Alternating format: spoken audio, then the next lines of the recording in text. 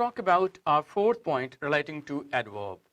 This is relating to the orders of adverb, right? Let's discuss the first point of adverb and adjective order. Adjective and adverb enough. The rule goes like this: adjective adj, adj, and adverb adv. This is how we usually abbreviate these two words. Now, ad and ad are same. We are left with j dot v. According to ABC, this j comes first, means adjective comes first, and v, that comes later on. According to the arrangement of English alphabet, j comes first and v comes next. J represent over here adjective, and this v represent over here adverb. So whenever we have some adverb enough with some adjective, the order goes like this: adjective comes first and adverb enough comes next. For example, a flask of water became enough hot to make tea. Now, enough is an adverb, and hot, hotter, hottest is an adjective. As we explained that ad and ad, these are the same, so we are left with v dot j. According to English alphabet, j comes first, v comes next. Means to say that this hot, hotter, hottest adjective comes first and adverb enough comes next. This rule is exclusively for the adverb enough only, right? This is an adjective and this is an adverb. Whenever enough is used with some adjective, the adjective comes first and enough adverb comes next. This is our formula for the arrangement of certain adjectives with the adverb enough. Relating to the order of adverbs, our second point is MPT formula. M shows manner, P shows place, and T shows time. These are the three words which add more meanings to some action, which is called a verb.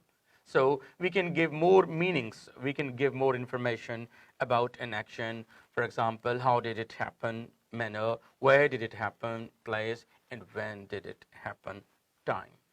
So when we have more than one adverbs in the same sentence, the formula goes like this: MPT. Manner first, place comes next, and time comes at the last. And to find out what is adverb of manner, what is adverb of place, and what is adverb of time in the sentence, we have developed certain questions. For example, all the words in English language that answer how are called adverbs of manner. All the words in English language that answer where are adverb of place.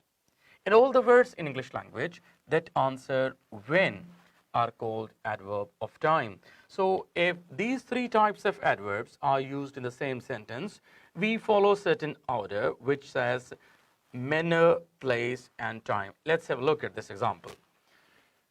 He was welcomed nicely at the airport yesterday. He was welcomed. Welcomed how? Nicely. He was welcomed where? At the airport. He was welcomed when? Yesterday. Nicely at the airport yesterday. In sentence correction and trust test questions, this order will be disturbed. In three of the options, this order will be disturbed, and only one option will be there that will be following this same order. That will be your answer. So to reiterate this rule, I must say, whenever there are three adverbs in the same sentence, adverb of manner, place, and time, we follow the formula of MPT. Adverb of manner first, adverb of place next, adverb of time at the last. If any one of these adverbs is missing, for example, if there is no adverb of manner, the formula will be left PT, for example, place and time. If there is no time in the sentence, then manner and place. If there is no place in the sentence, formula will be manner first and time next. We are talking about the arrangement of adverbs in the same sentence, and now let's discuss the third point of the order of adverb. This is what I call ascending orders. For example, if there are more than one adverbs of times in the same sentence, we will use the smaller unit of time first, then larger unit of time, and then the largest one. For example, he visited me at 7 o'clock. This is smaller unit, small unit. He visited me at 7 o'clock on Monday in July 2017. Now, 2017 is the largest unit of all these units of time. 7 o'clock is the smallest unit of all these times given over here.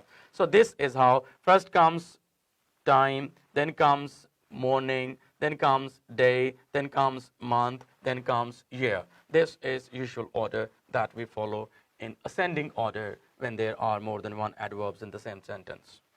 Let's talk about our fourth point about the order of adverbs in the same sentence.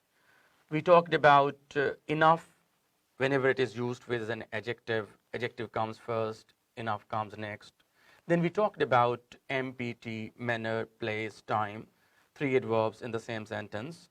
Then we talked about ascending order of adverbs in the same sentence. Now we are talking about the fourth and last point about the order of an adverb in the same sentence. The last point says word comes first, phrase comes next, and clause comes at the last. Word, group of words is called phrase, and group of phrases is called clause. Let's have a look at this sentence. The thief stole the money. The thief stole the money. How? Secretly. This is a word. And group of words is called phrase. 1, 2, 3. These are three words, and group of words is called a phrase. Group of words is called a phrase. And the thief stole the money secretly from the bank when the cashier was asleep. Now, the part of sentence that has at least one subject and one verb of its own is called a clause. The part of sentence that has one subject and one predicate of its own, one verb of its own is called a clause.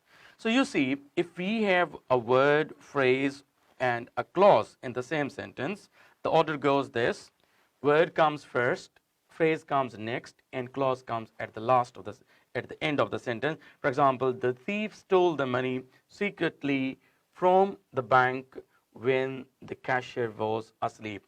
This is the same order, MPT. Adverb of manner. Let me revise. Adverb of manner, adverb of place, and adverb of time. Formula holds true. All right.